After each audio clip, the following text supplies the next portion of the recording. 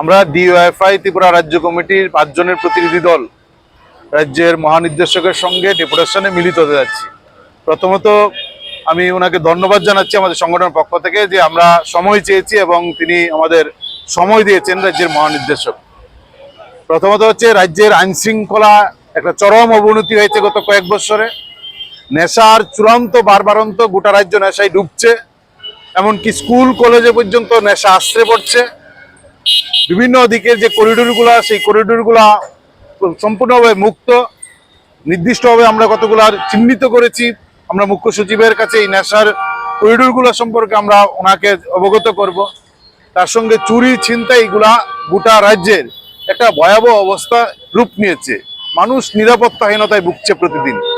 এর সঙ্গে আমরা যুক্ত করেছি যেটা যে ট্রাফিক ব্যবস্থা প্রায় ভেঙে পড়েছেন। গোটা রাজ্যে প্রতিদিন যান দুর্ঘটনা ঘটছে, একাধিক মানুষ প্রতিদিন মারা যাচ্ছেন। আমরা দেখছি ট্রাফিক পুলিশ ব্যস্ত হচ্ছেন ফাইন কাটার জন্য, অথচ এই যে প্রতিদিন দুর্ঘটনা হচ্ছে এই ক্ষেত্রে প্রায় নিষ্ক্রিয়। এই প্রশ্নে আমরা নির্দিষ্টভাবে কিছু ঘটনা এবং কিছু সাজেশনও আমরা রাজ্যের মুখ্য উপদেষ্টা নির্দেশকের কাছে আমরা দেব।